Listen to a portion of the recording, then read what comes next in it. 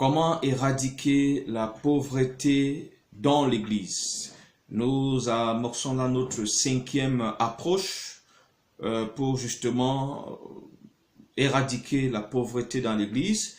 Après avoir vu justement ce que les dirigeants peuvent faire, ce que les frères peuvent faire, ce que la communauté dans son ensemble peut faire, ce que les frères pauvres peuvent faire, mais ce que aussi les enfants spirituels peuvent faire, nous avons à chaque fois illustré par des versets bibliques nous inspirant du modèle des premiers chrétiens, que nous appellerons peut-être nos ancêtres ici dans le christianisme.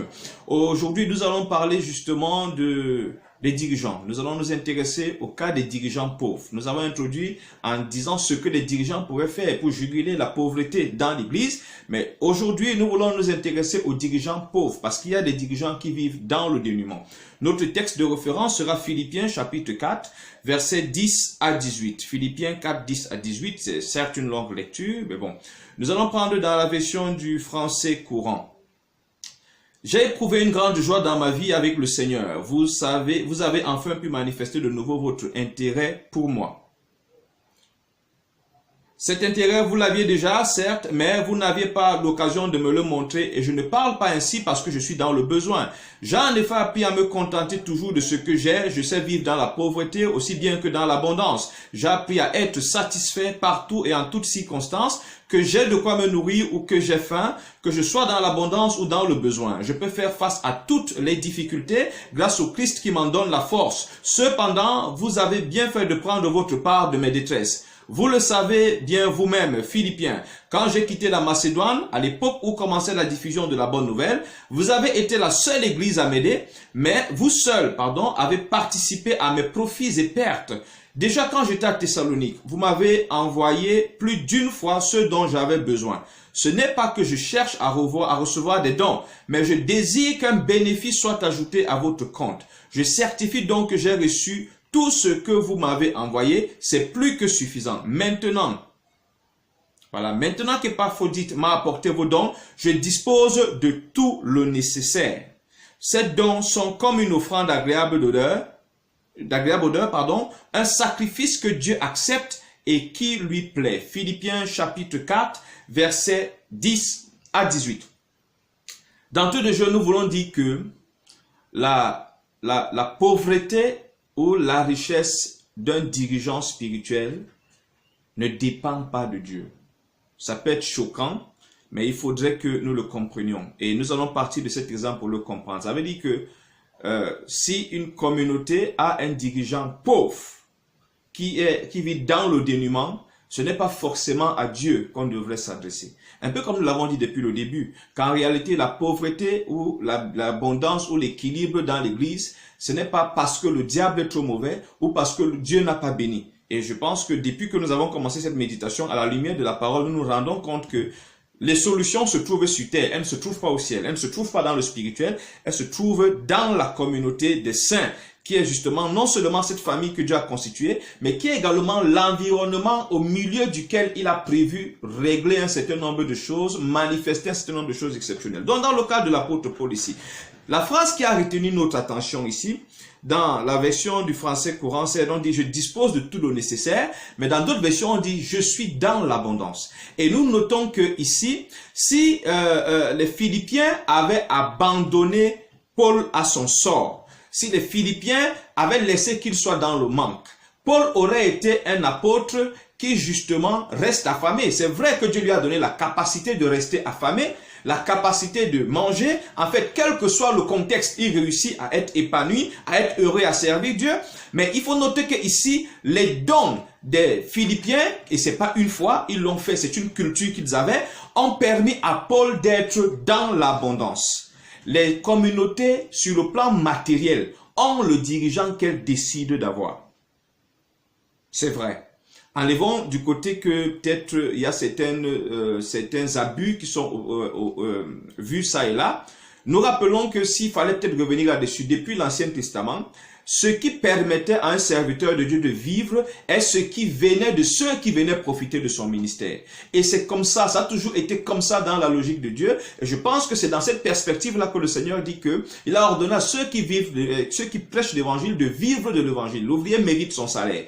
Ça ne veut pas dire que cet ouvrier va se mettre à rançonner les chrétiens, à les menacer de malédiction ou à les manipuler par de fausses prophéties en tordant le sens des Écritures pour obtenir quelque chose. Non, il a juste prévu que les chrétiens soient suffisamment conscients de ce que leur part de responsabilité, c'est d'apporter à la vie du serviteur de Dieu, du dirigeant, ce dont il a besoin pour sa subsistance. Tandis que lui, il apporte à leur vie tout ce dont ils ont besoin pour leur épanouissement en Christ, pour leur croissance spirituelle.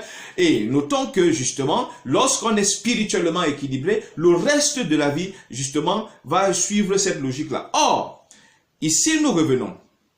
Vous le savez bien vous-même, Philippiens. Quand j'ai quitté la Macédoine, à l'époque où commençait la diffusion de la bonne nouvelle, vous avez été la seule église à m'aider. Vous seul avez participé à mes profits et mes pertes. Il a bénéficié d'une assistance continue justement des Philippiens. Déjà, quand j'étais à Thessalonique, vous m'avez envoyé plus d'une fois ce dont j'avais besoin. Donc, l'action des Philippiens couvre justement les besoins de Paul. Grâce à leur action, Paul est un dirigeant qui est à l'abri du besoin. Ce n'est pas grâce à ses prières, ce n'est pas grâce à son onction, ce n'est pas grâce aux jeunes. C'est parce que les chrétiens de Philippe ont identifié les besoins de l'encadreur, du serviteur de Dieu qui était Paul et ont décidé d'être la réponse. Nous annoncions au cours d'une vidéo, nous rendons compte que depuis que nous avons commencé cette méditation, nous constatons que les actions qui sont menées, les mots qui sont employés, c'est résolu. Ils ont résolu, ils ont décidé. En fait, c'est des mots qui renvoient à l'action, qui renvoient à la décision. Et c'est le cas ici, en fait. Paul était dans les besoins. On aurait pu se dire, son Dieu, c'est un homme, c'est l'homme de Dieu. Dieu à tout moment peut faire. Non. Ils ont compris qu'ils sont la main de Dieu pour changer le statut de Paul. Ils sont la main de Dieu pour sécuriser le ministère de Paul. Pour que Paul n'ait pas à se soucier des besoins matériels, des besoins financiers. Ils ont compris que c'était là leur mandat, c'était là leur ministère, c'est là l'onction. Ils étaient loin pour régler ce problème-là et ils l'ont fait. Donc, quand j'étais à Thessalonique, vous m'avez envoyé plus d'une fois ce dont j'avais besoin. Ce n'est pas que je cherche à recevoir des dons, mais je désire qu'un bénéfice soit ajouté à votre compte. Il y a un fait ici, peut-être faudrait le rappeler. Jésus nous l'avait déjà enseigné. Celui qui participe justement aux besoins, à couvrir les besoins d'un serviteur de Dieu, c'est une œuvre exceptionnelle qu'il est en train de faire. Parce que, en fait, vous devenez participant des grâces et des bénédictions de ce serviteur de Dieu. Parce que, justement, c'est grâce à vous. Vous êtes comme un soutien pour lui. Vous êtes un peu ce piquet qui lui permet de rester en équilibre. Et Dieu s'en souvient. Votre intervention n'est pas banale, elle n'est pas insignifiante. Mais je désire qu'un bénéfice soit ajouté à votre compte. Je certifie donc que j'ai reçu tout ce que vous m'avez envoyé. C'est plus que suffisant. Je suis un homme à l'abri du besoin aujourd'hui parce que vous avez décidé. Avant de commencer, il y a des choses exceptionnelles quand même que j'ai eu l'occasion de découvrir. Discutant un jour avec un dirigeant, j'ai été surpris de l'entendre faire état d'une situation. Un chrétien de son assemblée s'est fâché de lui parce que le chrétien l'aurait bipé plusieurs fois et le dirigeant n'a pas rappelé. Et le dirigeant lui-même vit dans un dénuement. À cette époque-là, il vivait dans un dénuement évident. Et moi de lui demander, mais juste pour savoir, est-ce que... Je ne sais pas, comment tu fais? Est-ce qu'au niveau de la communauté, il y a un budget crédit de communication pour toi? Il me dit non. Est-ce que ce chrétien, au moins de temps en temps, il te pense te faire un petit transfert, même si c'est 200, 300 francs? Non, pas du tout. Mais ce chrétien attendait que le dirigeant le rappelle quand il a bipé. Vraiment, je voudrais que nous fassions très attention. Parce que nous sommes presque tous en situation de démission. Nous avons vu au début que le dirigeant qui ne lève pas des collectes pour subvenir aux besoins des pauvres est responsable du fait de la persistance de la pauvreté dans les vies de ces personnes. Aujourd'hui, nous nous rendons compte que le chrétien qui décide de fermer les yeux face aux manquements, face aux besoins évidents dans la vie de son dirigeant, le chrétien qui décide de fermer le cœur face aux besoins de la vie de son dirigeant est responsable du statut de misérable, du statut de pauvre que traîne son dirigeant et des conséquences qui vont en découler. Parce que Dieu, le Dieu qui a établi ce dirigeant, a établi les règles. Dieu a établi que lui, il doit veiller sur toi. Il doit te donner gratuitement tout ce qu'il reçoit de Dieu, les révélations, l'onction, la parole et tout ce qu'il a.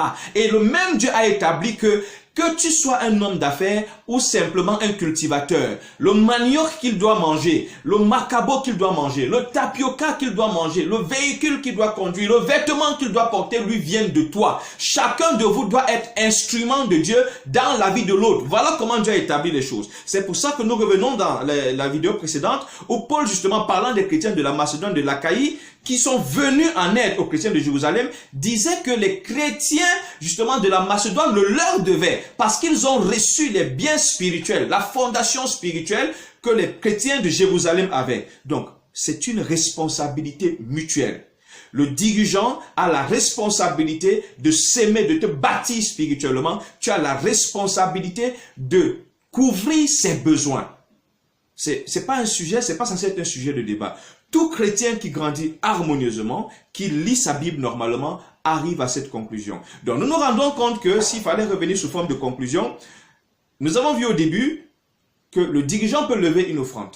Cette offrande-là, de manière répétée, de manière permanente, va couvrir les besoins des pauvres et des indigents dans l'église. Nous avons également vu que le dirigeant, à un moment, justement, peut, ou bien devrait, comme nous sommes en train de voir, recevoir de ces chrétiens ce dont il a besoin. Vous arrivez chez vous, votre dirigeant manque de sel, il manque de nourriture, il manque de gazinière, il manque de ceci, c'est votre responsabilité. Il n'a pas prié Dieu pour ça. Il ne lui a jamais été demandé de prier pour couvrir ses besoins. On a demandé de prier pour envoyer des ouvriers. Si vous voulez prier, priez, mais vous êtes censé agir. Voilà comment Dieu a établi les choses. Nous avons également vu que les frères pauvres devraient être soutenus. C'est vrai, c'est la part des dirigeants, c'est la responsabilité des frères aisés, mais nous avons vu que les frères pauvres ont aussi leur part de choses à faire. Aujourd'hui, nous sommes en train de terminer en rappelant à chacun, les dirigeants qui sont dans le dénuement, c'est parce que les chrétiens ont démissionné. Arrêtez de prier. Si chaque chrétien décide d'apporter 1 kilo de riz, une boîte de tomates, une église de 10 chrétiens, vous décidez que chaque semaine, vous mettez chacun de côté une boîte de tomates pour le dirigeant ou pour les dirigeants. Vous allez vous rendre compte que à chaque fois, vous en avez suffisamment pour qu'il puisse également pour soutenir sa famille. Arrêtons de prier lorsque nous devons agir. La prière n'est pas un appel à la démission. Ce n'est pas une fuite. La prière devrait être un renfort. Mais j'ai l'impression que nous sommes devenus irresponsables sous prétexte que nous prions. Que Dieu nous aide.